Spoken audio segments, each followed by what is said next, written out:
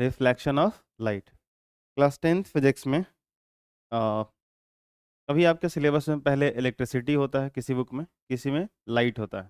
ठीक है, तो इस बात से आपको कोई प्रॉब्लम नहीं ना है कि पहले आप लाइट पढ़ा रहे हो चाहे इलेक्ट्रिसिटी पढ़ना है। हम दोनों में से कुछ भी पढ़ सकते हैं। 10th में इससे ज़्यादा फर्क नहीं पड़ता कि आप पहले कौन सा लेसन पढ़ रहे हो। आई बात समझ में?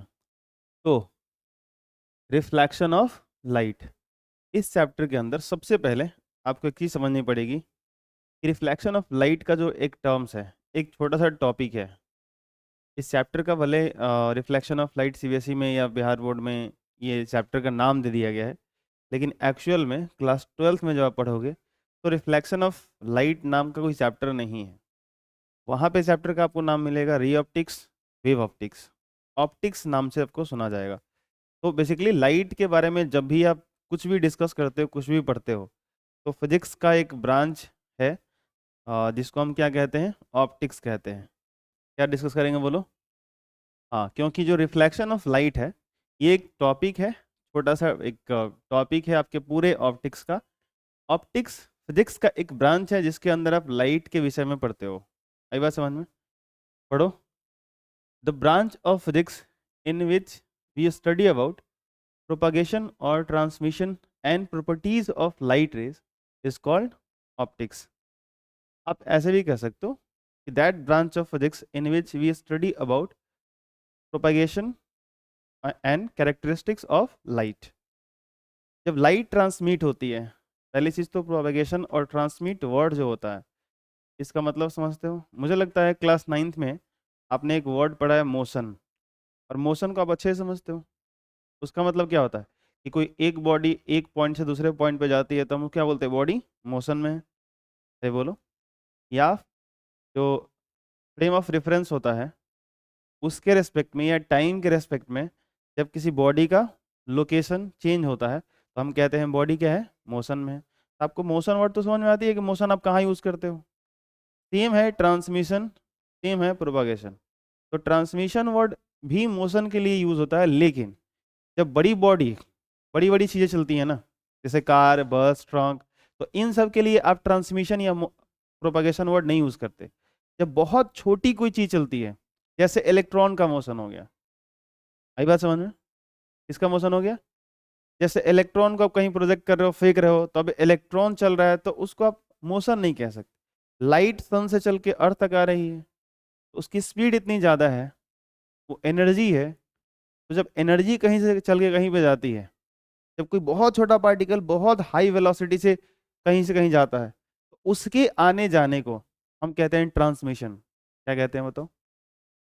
एक बात समझ में? तो एनर्जी, जब आप सुन रहे हो सही से, एकदम एक एक वर्ड सही से सुनोगे तभी आपको बातें समझ में आएंगी और फिर आप अच्छे अच्छे क्वेश्चन कर पाओगे। ठीक है, तो ट्रांसमिशन वर्ड का मतलब समझ में आया?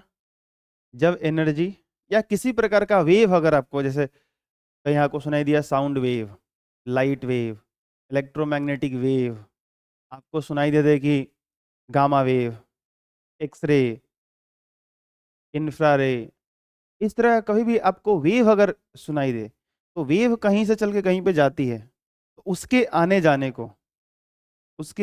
को हम मोशन नहीं कहते। जैसे मैं बोल रहा हूँ और साउंड आप तक जा रहा है, तो मैं क्या कहूँ, साउंड मोशन में है? नहीं, ये गलत हो जाएगा। साउंड ट्रांसमिट हो रहा है। क्या हो रहा है?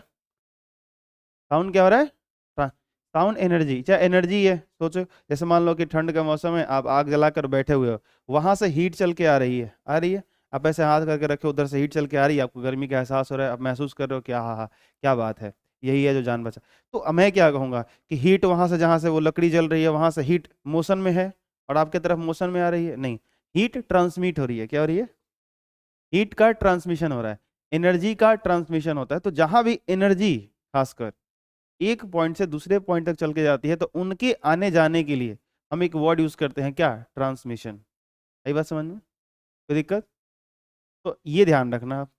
तो ट्रांसमिशन या प्रोपागेशन मतलब लाइट का जब भी होता है, लाइट का जब भी ट्रांसमिशन या प्रोपागेशन होता है, तो उससे रिलेटेड बहुत सारे ऐसे फिजिकल फेनोमेनाज हैं जो होती हैं और हमें देखने को मिलता है। उसी का एक हिस्सा है रिफ्लेक्शन ऑफ लाइट, जिसको आप स्टडी करते हो। लाइट का अपना एक नेचर है, एक बिहेवियर है। कभी वो पार्टिकल नेचर शो करता है, कभी वो वेव नेचर शो करता है। आई बात समझ में? तो एक्चुअल में हमने क्या करा, इनके नेचर को स्टडी करने की शुरुआत करी। तो बेसिकली क्या, बहुत माथाफोड़ी है और बहुत सारे वैज्ञानिकों ने, बहुत सारे साइंटिस्ट ने इसमें माथाफोड़ी करी है कि लाइट जो है सो की पार्टिकल है। आगे चल के आपको मिलेगा क्लास 12th में कि सबसे पहले सर आइजैक न्यूटन आते हैं और लाइट के बारे में एक थ्योरी देते हैं, और वो थ्योरी कहलाती है कर्पस्कुलर थ्योरी।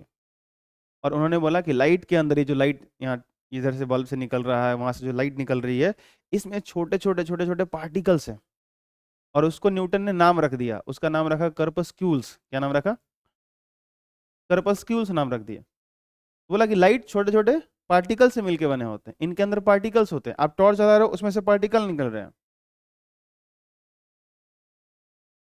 ये न्यूटन की थ्योरी थी।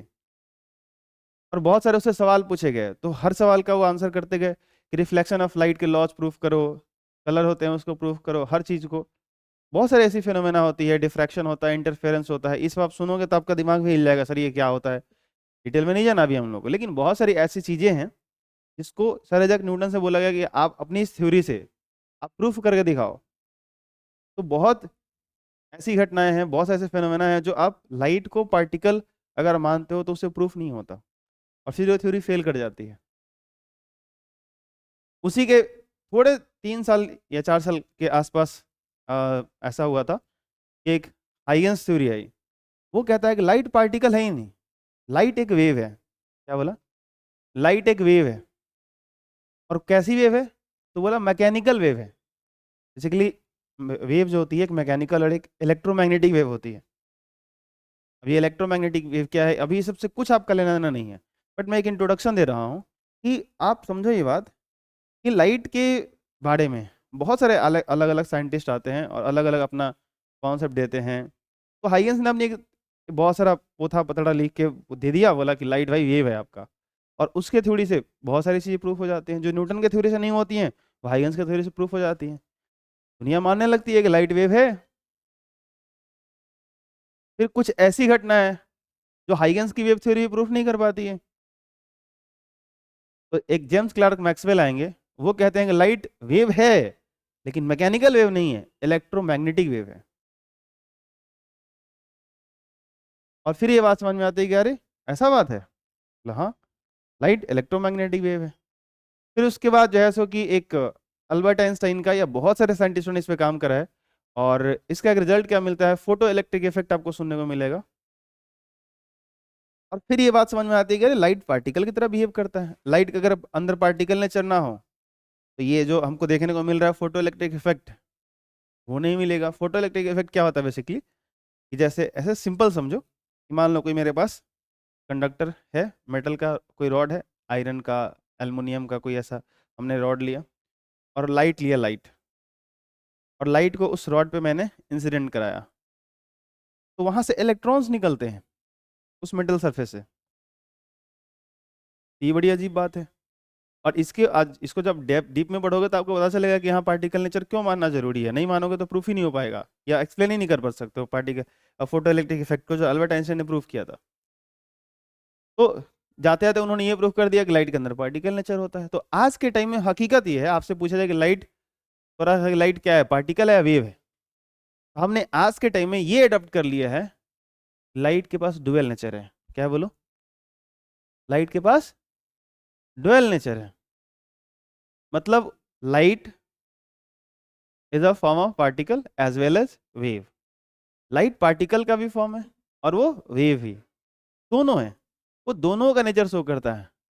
हम उसको पार्टिकल भी मान सकते हैं और वेव भी मान सकते हैं। आई बात समझ में? तो एक किस्सा कहानी है कि ऑप्टिक्स आप किसको बोलते हो, फिजिक्स का एक ब्रांच है जिसके अंदर आप लाइट के प्रॉपर्टीज के बारे में पढ़ते हो। मैंने बिल्कुल इंट्रो दिया है, हल्का सा एक झलक दिखाया है आपको कि क्लास 12 में जब जाओगे तो लाइट की प्रॉपर्टीज के बारे में बहुत बहस चलेगा, और उन बहस पे जो डिबेट होगा, पूरा जो चलेगा, डिस्कशन होगा, उस पूरे डिस्कशन से आपको अंत अंत तक यही बात समझ में आएगी कि लाइट पार्टिकल नेचर भी शो करता है और वेव नेचर भी शो करता है, और दोनों को हमने अडॉप्ट कर लिया है। अंत अंत तक आपको एक चैप्टर मिलेगा पढ़ने को, डुअल नेचर ऑफ लाइट। तो मेरे ये इंट्रोडक्शन का मतलब ये था कि आप दिमाग में ये जरूर रखें कि लाइट दोनों तरह का नेचर शो करता है, और इसी का लंबा डिस्कशन आपको क्लास 12 में पढ़ने को मिलता है, और अच्छे से पूरा डीप में मिलता है, हर चीज़ को एक्सप्लेन करते हुए मिलता है। एक यंग्स भाई साहब हैं, डबल स्लिट एक्सपेरिमेंट उन्होंने परफॉर्म किया था, और वो प्रूफ कर देता है कि लाइट एक्चुअल में वेव है। खैर, तो optics, the branch of physics in which you study about propagation और transmission and properties of light rays is called optics. तो ये ध्यान रखना है। अब इनको क्या कर दिया गया, दो पार्ट में। टाइप्स ऑफ ऑप्टिक्स का क्या मतलब है कि इसको दो टाइप में कैटेगराइज कर दिया गया, क्योंकि आप अभी अभी सुने हो ना कि लाइट को कुछ लोगों ने क्या प्रूफ किया कि इसमें पार्टिकल नेचर होता है, कुछ लोगों ने क्या प्रूफ किया कि इसमें वेव नेचर होता है। तो पार्टिकल नेचर के लिए हमने एक बनाया, उसको समझने के लिए एक बनाया रे ऑप्टिक्स बोला हमने, और एक को बोला वेव ऑप्टिक्स। हालांकि जब आप वेव ऑप्टिक्स पढ़ने जाओगे, हकीकत क्या है कि आप वेव ऑप्टिक्स पढ़ने जाओगे तभी आपको इसके नेचर में भी इसके नेचर में भी सवाल उठता है, तभी इसका भी डिस्कशन होता है। रे ऑप्टिक्स एक पूरा मैथमेटिक्स है। आप जब जिस दिन ये पढ़ोगे और मेरा लेक्चर ये बात याद रही तो आपको उस दिन फील होगा कि सर क्या बोल रहे थे। रे ऑप्टिक्स में आप पूरी ऑप्टिक्स का पूरा जो ज्योमेट्री होता है ना, उसको आप ज़्यादातर पढ़ते हो। इसीलिए देखना बहुत सारी किताबों में यहाँ रे ऑप्टिक्स पे लिखा होता है ज्योमेट्रिकल ऑप्टिक्स। ऑप्टिक्स तुम गौर करना, यहाँ पे रे ऑप्टिक्स लिखा है, यहाँ पे क्या लिखेगा, ज्योमेट्रिकल ऑप्टिक्स। ठीक है, यहाँ पे आते हैं हम लोग, तो डिस्कशन होता है कि लाइट पार्टिकल होता है, वेव होता है, सवाल इस यहाँ पे आगे खड़ा होता है। अदरवाइज आप ये जरूर ध्यान रखना कि हम ऑप्टिक्स को दो टाइप में कैटेगराइज कर चुके हैं, बांट चुके हैं। एक का हमने क्या दिया है नाम, रे ऑप्टिक्स, और एक का नाम क्या दिया है, वेव ऑप्टिक्स। क्लियर है, आगे बढ़े, चलो बढ़िया। आगे देखो, रे ऑप्टिक्स क्या होता है। That optics in which we consider light rays in the form of particles is known as ray optics. मतलब ये कहता है कि रे ऑप्टिक्स के अंदर, मतलब ऑप्टिक्स का वो ब्रांच जिसके अंदर आप लाइट को पार्टिकल की तरह कंसिडर करते हो। क्या करते हो, लाइट को पार्टिकल की तरह कंसिडर करते हो, पार्टिकल मान के स्टडी करते हो। आप ये फील करते हो कि चलो यहाँ से पार्टिकल निकल रहा है, और उससे उसकी पूरी ज्योमेट्री समझने की कोशिश करते हो। तो आप इसको या तो इसको ज्योमेट्रिकल ऑप्टिक्स कहो या फिर इसको रे ऑप्टिक्स कहो, चलेगा। आई बात समझ में। तो ये चीज, इसको मैं इसके लिए डायग्राम बनाता हूँ। रे ऑप्टिक्स के लिए एक बात दिमाग में रखना कि अगर मान लो मैंने यहाँ पे एक टॉर्च बनाया, पूरा सुनना सही से, ऐसे मान लो मैंने एक टॉर्च बना दिया, ठीक है, और अगर यहाँ से लाइट रेज निकल रही है, ऐसे लाइट रेज निकल रही है, तो हम तो ऐसे सीधे रे बना देंगे, लेकिन उस रे के अंदर एक्चुअल में छोटे छोटे छोटे छोटे छोटे छोटे छोटे छोटे क्या है पता है, पार्टिकल्स हैं। क्या है बोलो। जैसे मैंने एक, चलो रे बना ही देता हूँ, ये लाइट रे बना दिया, तो आपको लग रहा है कि ये लाइट रे है, लेकिन इस रे के अंदर ऐसे छोटे छोटे छोटे छोटे छोटे छोटे इसमें क्या है, पार्टिकल्स हैं। ये है, क्या बात आपको समझ में आ रही है। पार्टिकल नेचर का मतलब कि लाइट्स जो निकलती हैं, इमिट होती हैं किसी भी सोर्स से, वहां से पार्टिकल निकलते हैं। क्या निकलते हैं भाई, क्या बात आपको समझ में आई। हाँ, कहीं कहीं बड़ा पार्टिकल हो जा रहा है, टेंशन मत ले लेना, कोई दिक्कत। तो रे ऑप्टिक्स में हम लोग लाइट के पार्टिकल नेचर को डिस्कस करते हैं, लेकिन यहाँ पे तो आपको पार्टिकल नेचर ही पढ़ने को नहीं मिलेगा। क्लास 10 में तो पार्टिकल नेचर के बारे में कुछ डिस्कशन नहीं होगा, बस आपको एक इंट्रो है जानने के लिए। वेव ऑप्टिक्स में क्या है कि अगर मान लो आपके पास कोई टॉर्च है, वही टॉर्च है, वही लाइट है, ध्यान से सुनना, वही टॉर्च है, वही लाइट है, और यहाँ से अगर जो लाइट निकल रही है, यहाँ से जो लाइट निकल रही है, ये वेव के फॉर्म में निकल रही है। किसके फॉर्म में निकल रही है, वेव के फॉर्म में। ठीक है, आगे चल के एक टॉपिक पढ़ोगे, मिलेगा वेव फ्रंट नाम का कोई चीज मिलेगा। तो कई बार इसको दिखाने का तरीका ये भी होता है, मैं दिखा देता हूँ वो भी। ये वेव के फॉर्म में लाइट यहाँ से इमिट होती है। वेव नेचर कहता है कि भाई लाइट जब भी किसी सोर्स से इमिट होती है तो वहां से वेव निकलता है, पार्टिकल नहीं निकलता। क्या निकलता है, वेव निकलता है। क्या बात समझ में आया। अब अकॉर्डिंग टू हाइगेंस ये जो वेव है वो मैकेनिकल वेव है, लेकिन ध्यान रखना, जब वो जेम्स क्लार्क मैक्सवेल है तो उन्होंने प्रूफ किया कि ये जो वेव होते हैं ये कौन से वेव होते हैं, नॉन मैकेनिकल बोलो, या अच्छा रहेगा ये बोलो इलेक्ट्रोमैग्नेटिक वेव। क्या बोलोगे, इलेक्ट्रोमैग्नेटिक वेव।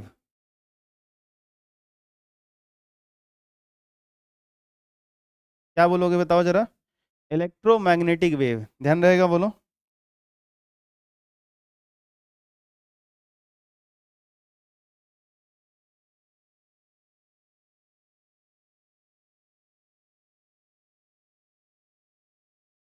Electromagnetic wave. देखो एक्चुअल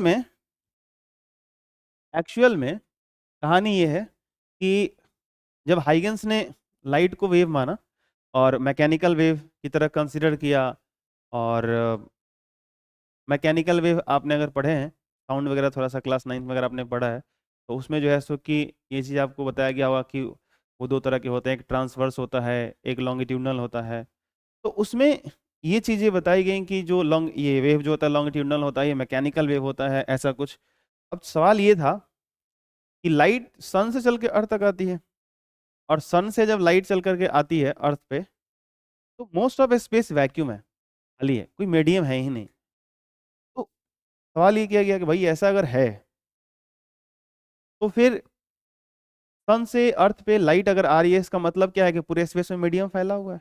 जैसे मैं बोल रहा हूँ, आपको ये बात अभी तक अच्छे से पता होगा कि अगर मैं साउंड यहाँ से प्रोड्यूस हो रहा है, तो ये एयर के थ्रू आपके पास जा रहा है, और एयर में जो एयर के पार्टिकल्स हैं वो क्या हो रहे हैं, वाइब्रेट कर रहे हैं, कंपन कर रहे हैं, और उस वाइब्रेशन की वजह से वेव के फॉर्म में लाइट या वेव को डिस्टर्बेंस को उसके फॉर्म में ये जो साउंड एनर्जी है वो आप तक पहुंच रही है, और आपको सेंसेशन हो रहा है कि हाँ कुछ है, कुछ सुनाई दे रहा है, ऐसा कुछ। ये ऐसे होता है। तो ऐसा ही अगर लाइट अगर वाकई मैकेनिकल वेव है तो उसके लिए मीडियम चाहिए, विदाउट मीडियम वो ट्रैवल नहीं कर सकती। लेकिन मोस्ट ऑफ स्पेस तो वैक्यूम है, हकीकत ये है। तो उस टाइम पे जब ये मैकेनिकल वेव माना गया था, तो एक इमेजिन किया गया कि बहुत ही इलास्टिक, इलास्टिक का मतलब होता है जितना एक्सपेंड करना चाहो उतना एक्सपेंड कर जाए। अगर मैं बोलूँ किसी चीज़ की इलास्टिसिटी इनफाइनाइट है, इसका क्या मतलब हुआ, इसका ये मतलब हुआ कि आप उसको, जैसे आपने रबर देखा है ना, आप उसको खींचते हो ऐसे और फिर छोड़ते हो, फिर वापस अपने शेप में आ जाता है, इसको इलास्टिक नेचर कहते हैं। तो कहने का ये मतलब है कि मतलब ऐसा मतलब मीडियम है पूरे स्पेस में, बड़ा बड़ा पूरे यूनिवर्स में है वो, जैसे कि जो बहुत ही इलास्टिक है, उसकी इलास्टिसिटी इनफाइनाइट है, जितना चाहो उतना आप उसको एक्सपेंड कर सकते हो। और उसका नाम रखा गया ईथर। क्या नाम रखा गया? ईथर। आप केमिस्ट्री में भी सुनोगे, लेकिन वो ईथर और ये जो एज्यूम किया गया था ईथर मीडियम, ये दोनों में डिफरेंस है। वो आप ईथर जो एज्यूम किया गया था वैसा कुछ होता नहीं है एक्चुअल में। तो बस ये हमारा एजम्पशन था, वैज्ञानिकों ने ये इमेजिन कर लिया कि पूरे यूनिवर्स में एक मीडियम एग्जिस्ट करता है, और उस मीडियम का नाम क्या है?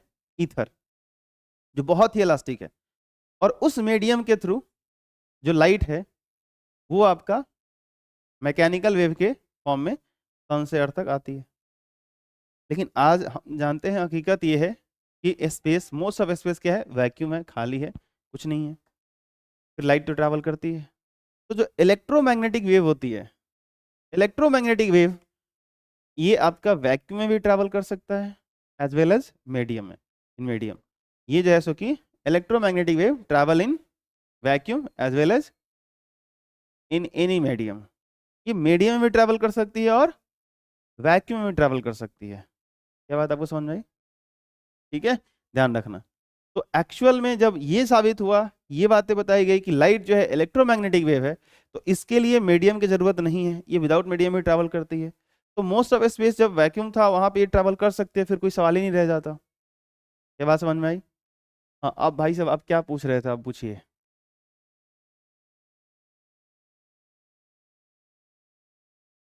अभी तो बताया मैंने वही। आप सोए हुए थे का? तुम सो रहे हो? सच में सो रहे हो? अभी तो बताया मैंने वही चीज।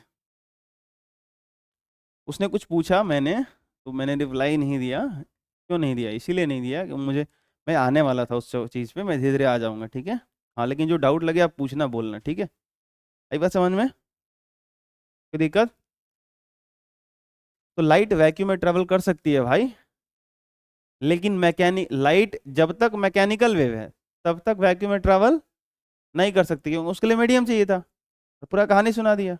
आप सोए हुए थे कि उस टाइम पे एक मीडियम एज्यूम किया गया जिसका नाम रखा गया ईथर। आई बात समझ में? आपके सिलेबस में मिलेगा भी नहीं ये सब क्लास 10th में, बट सुनिए, सुनिएगा तब ना, सो जाइएगा कैसे पता चलेगा? पूरा एकदम मस्ती मार रहे हैं, एकदम नींद में कराटा मार रहे हैं, क्या होगा? लेकिन जब ये प्रूफ किया मैक्सवेल ने कि लाइट इलेक्ट्रोमैग्नेटिक वेव है, और लाइट ही नहीं, मजे की बात पता है क्या है? लाइट जो कहीं से हीट रेडिएशन आ रहा है, अच्छा सोचो सन से अर्थ पे हीट भी तो आ रहा है। जो हीट रेडिएशन है, जो लाइट रेडिएशन है, मजे की बात यह है कि आपका हड्डी टूटता जाके आप एक्सरे कराते हो, आप ये जो फ्रीक्वेंसी से आप साउंड सुनते हो, कहीं से रेडियो बजाते हो या जो भी रेडियो वेव जिसको बोलते हो आप, तो लाइट वेव, रेडियो वेव, आप अल्ट्रा वायलेट यूवी रे सुने होंगे आप, गामा रे, एक्स रे, ये सब पता है क्या? ये सारे के सारे इलेक्ट्रोमैग्नेटिक वेव हैं।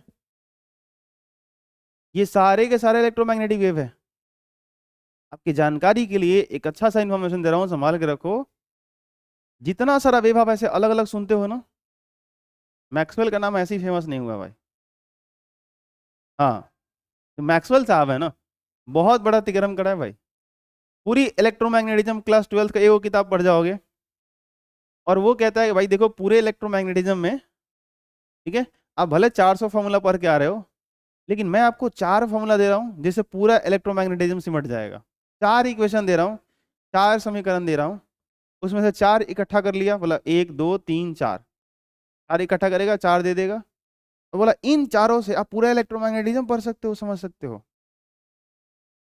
समझ रहे हो कितनी बड़ी बात है?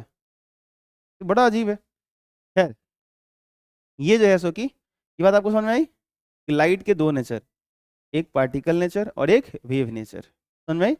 वेव नेचर, हाइगेंस एक साइंटिस्ट हुए जिनके अकॉर्डिंग लाइट जो होती है वो क्या होती है, मैकेनिकल वेव होती है। बट मैकेनिकल वेव के लिए मीडियम चाहिए, मीडियम चाहिए, तो उसके लिए एक इमेजिन किया गया पूरे यूनिवर्स में, उसका नाम रखा गया ईथर, जो कि हाइपोथेटिकल था। ये हाइपोथेटिकल मीडियम है, एक्चुअल में एग्जिस्ट नहीं करता वो। तो सवाल ये हुआ कि फिर लाइट ट्रेवल कैसे कर रही है? यानी वो प्रूफ हुआ कि लाइट इलेक्ट्रोमैग्नेटिक वेव उस पर काम किया मैक्सवेल ने, और ये जब प्रूफ हुआ तो इलेक्ट्रोमैग्नेटिक वेव को चलने के लिए मीडियम की जरूरत नहीं पड़ती। देन लाइट आती है विदाउट मीडियम ही चलती है, और मीडियम में भी ट्रैवल करती है। ये बात समझ में आया क्या? ठीक है। तो अच्छा, इसी डायग्राम को मैं ऐसे भी बना सकता था कि जैसे मान लो ये टॉर्च है, इधर बना देता हूँ, जगह वहाँ पे नहीं है, जैसे ये टॉर्च है, ठीक है, ये ध्यान रखना, और यहाँ पे ऐसे ऐसे, ये किसका रिप्रेजेंटेशन है पता है आपको? इसको बोलते हैं वेव फ्रंट। क्या बोलते हैं? Wave front. आपने ऐसा देखा होगा, मैं बताता हूँ कहाँ देखा होगा। जैसे एकदम शांत जल हो, तालाब, तालाब पॉन्ड, उसमें एक पत्थर मारो, उसमें ऐसे ऐसे आपको जाता हुआ नजर आएगा, उसमें ऐसे अप एंड डाउन ऐसे ऐसे दिखता है, बट आप पूरा देखोगे, पूरा सर्कल सा देखोगे तो ऐसे आपको दिखेगा, दिखेगा? अरे बोलो है ना। तो वेव को दिखाने का एक ये भी तरीका होता है, और वेव फ्रंट क्या चीजें होती हैं वो आगे आपको भविष्य में पढ़ने को मिलेगा, तो ज्यादा नाम मत लेना। अदरवाइज वेव को रिप्रेजेंट करना हो तो आप ये वाला डायग्राम ही बना सकते हो, ऐसे ही बना सकते हो, कोई दिक्कत? तो that optics in which we consider the light rays in the form of waves is known as wave optics. तो ऑप्टिक्स क्या है भाई? तो फिजिक्स का वो ब्रांच जिसके अंदर हम सिंपल बोलें कि लाइट का स्टडी करते हैं, लाइट के बारे में पढ़ते हैं, उसका पार्टिकल नेचर क्या है, वेव नेचर क्या है, जब वो ट्रांसमिट होती है तो क्या क्या चीजें होती हैं, ये सारा जो चीजें हम पढ़ते हैं उस फिजिक्स के उस ब्रांच को हम ऑप्टिक्स कह दिए भाई। ऑप्टिक्स कितने तरह का? तो दो तरह का, रे ऑप्टिक्स या इसी को ज्योमेट्रिकल ऑप्टिक्स कहते हैं, और दूसरा वेव ऑप्टिक्स। इसमें क्या पढ़ते हैं? लाइट को पार्टिकल मानते हैं, और पार्टिकल मान करके जितनी सारी मैथमेटिक्स होती है रे ऑप्टिक्स में वो करते हैं। वेव ऑप्टिक्स में क्या करते हैं? वेव ऑप्टिक्स में आते हैं तो डिस्कस करते हैं, ये चीज समझते हैं कि लाइट एक्चुअल में कैसे वेव नेचर शो कर रही है और कैसे पार्टिकल नेचर शो कर रही है, इनके पूरे डिफरेंशिएशन को देखते हैं, इन दोनों में क्या डिफरेंस है पूरा अच्छे से स्टडी करते हैं। ये बात आपको समझ में आई? और बहुत सारे ऐसे, अभी तो मैं उन साइंटिस्टों के नाम बताया जो बहुत फेमस है या जो इनका बहुत सारा ये चीज है, उसके अंदर ही बहुत सारे साइंटिस्ट हैं जिनका हर अलग अलग, जैसे कि फिजिकल फिनोमेना से रिलेटेड उनका नाम आएगा। जैसे मैंने एक नाम लिया YD, Young's double slit, Y Young साहब, थॉमस यंग के नाम था शायद उनका। तो YDSC एक उनका एक्सपेरिमेंट है, यंग्स का डबल स्लिट एक्सपेरिमेंट, वो जो उन्होंने एक्सपेरिमेंट करा था, बहुत हैरान करने वाला एक्सपेरिमेंट है, आप आश्चर्य करोगे। मैं आपसे कहूँ कि इस कमरे में एक लाइट जलाया मैंने, ठीक है, एक बल्ब जलाया, बड़ा अंधेरा था, प्रकाश हो गया, लाइट आ गई, हमने इस कमरे में एक और बल्ब जलाया और उजाला हो गया भाई, हमने इस कमरे में कहीं एक और बल्ब जला दिया और उजाला हो गया, हमने इस कमरे में एक और बल्ब जलाया, किसी जगह पे अंधेरा हो गया। ये बड़ी हैरान परेशान करेगा आपको, अरे सर ऐसे हो ही नहीं सकता, आप झूठ बोल रहे हो, आप गलत पढ़ा रहे हो। भाई साहब ऐसा होता है, ऐसा होता है? ऐसा बिल्कुल नहीं है कि आप इस कमरे में जगह जगह पे बहुत सारे लाइट आप जलाते जाओ जलाते जाओ जलाते जाओ, और इस पूरे कमरे के अंदर लाइट ही बढ़ती जाए, लाइट ही बढ़ती जाए, लाइट ही बढ़ती जाए। ऐसा नहीं है। किसी पॉइंट पे डार्क भी हो सकता है। ये सब करने के बाद किसी पॉइंट पे अंधेरा भी क्रिएट हो सकता है, और होता है। प्रूफ है। अभी आपको नहीं पढ़ना, उसे उधर नहीं डिस्कस करना मुझे जाकर के कंस्ट्रक्टिव इंटरफेरेंस क्या होता है, डिस्ट्रक्टिव क्या होता है, वेव का पूरा वो इक्वेशन फॉर्म, वो सारा चीज आपको डिस्कस नहीं करना। बशर्ते अभी आप एक्सेप्ट करो होता है ऐसा। अच्छा, इतना तो तुम समझते होगे। एक बात बताओ, मान लो एक पानी है, ऐसे समझो, फील करो थोड़ा सा। ऐसे मान लो एक तालाब है, एक पत्थर आप यहाँ से गिराओ, एक पत्थर आप यहाँ से गिराओ, दो पत्थर ऐसे गिराया आपने। अब सोचो यहाँ से एक ऐसे वेव चलता हुआ आ रहा होगा, पानी में आ रहा होगा, फील करना मजा आएगा। एक वेव इधर चलता आ रहा होगा। अरे बोलो, अगर जिस पॉइंट ये दोनों आ रहे हैं, ये जिस पॉइंट पर मिलेंगे, सोचो अगर ऐसा हो कि ये दोनों एक साथ ऊपर उठने वाले होंगे, तो सोचो ये जितना ऊपर उठ उठ के आ रहा था, ये जितना ऊपर उठ के आ रहा था, अगर दोनों ऐसे मिले कि अब यहाँ से दोनों मिलकर ऊपर जाएंगे, तो यहाँ पर जो हाइट बनेगी वो ज्यादा बन जाएगी। सोचो होगा या नहीं होगा? और अगर ऐसा हो जाए कि यहाँ पर जहाँ पर ये मिल रहे हैं, यहाँ पर ये ऐसे वेव चल के आ रहा है, और इसका नेचर है यहाँ पर कि नीचे जाएगा, और इसका नेचर है कि यहाँ से उठेगा, तो ये दोनों मिलकर एक दूसरे को खत्म कर देगा। और आपको लगेगा कि यहाँ ये वाला वेव और ये वाला वेव दोनों मिलकर खत्म हो गए। तो दोनों की पॉसिबिलिटी है। ये बात आपको समझ में आई? ऐसा होता है। ये वेव नेचर से ही प्रूव कर सकते हो आप। खैर, इधर नहीं जाने का, इतना डीप नहीं सोचने का। बट हम लोगों ने ऑप्टिक्स डिस्कस किया कि ऑप्टिक्स क्या होता है, ऑप्टिक्स को कितने पार्ट में कैटेगराइज किया गया है। रे ऑप्टिक्स, वे ऑप्टिक्स। रे ऑप्टिक्स के अंदर आप क्या पढ़ते हो, वे ऑप्टिक्स के अंदर क्या पढ़ते हो, कब क्या मानते हैं, ये बात आपको समझ में आ गई? कोई दिक्कत? अरे बोलो। अंत तक फाइनली ये बात होती है डुअल नेचर ऑफ लाइट। हम ये एक्सेप्ट कर चुके हैं आज के टाइम में कि कुछ ऐसे फिनोमेना हैं फिजिक्स के अंदर, ऑप्टिक्स के अंदर, कि आप लाइट को वेव मान के प्रूफ नहीं कर सकते। लाइट को आप पार्टिकल मानोगे तभी वो चीज़ें प्रूफ होंगी। जैसे फोटो इलेक्ट्रिक इफेक्ट हम वेव नेचर से प्रूफ नहीं कर पाते। लगता है कि लाइट पार्टिकल है, लाइट के अंदर पार्टिकल निकलती है। हम कुछ ऐसे फिनोमेना हैं जिसको हम लाइट को पार्टिकल मान के प्रूफ नहीं कर सकते। जैसे YDSC, यंग्स का डबल स्लिट एक्सपेरिमेंट ही, अगर लाइट के अंदर पार्टिकल है, जूम करो तो नहीं प्रूफ कर सकते आप। तो बहुत सारी ऐसी चीजें हुई, कंट्रडिक्शन है। तो फिर बहुत सारा, एक तरह से कहो तो ये बहुत बड़ा युद्ध है भाई। देन फाइनली एक आया डुअल नेचर ऑफ लाइट। इसमें एक और डिब्रॉय एक साइंटिस्ट है, उनका अपना अलग कहानी है। तो ये ध्यान रखना, आज से आपसे पूछा जाए कि लाइट की कौन सी नेचर है, पार्टिकल नेचर, वेव नेचर, पहला आंसर होना चाहिए डुअल नेचर। क्या आंसर होना चाहिए? Dual nature. आई बात समझ में? ठीक है, ओके। अब डुअल नेचर में मतलब अगर यहाँ पे एक टॉर्च है और यहाँ से लाइट इमिट हो रही है, तो लाइट अगर इमिट हो रही है तो लाइट वेव के फॉर्म में भी इमिट हो सकती है, और लाइट, ये देखो पार्टिकल्स है, ये पार्टिकल्स के फॉर्म में भी इमिट हो सकती है। क्या बात आपको समझ में आई? हमारी मर्जी, हम जो चाहे कंसिडर कर सकते हैं, और जो हमें एक्सपेरिमेंट परफॉर्म करना होगा, जिस नेचर से प्रूफ होगा उस नेचर से हम प्रूफ करेंगे और उस चीज़ को सेटिस्फाई करेंगे।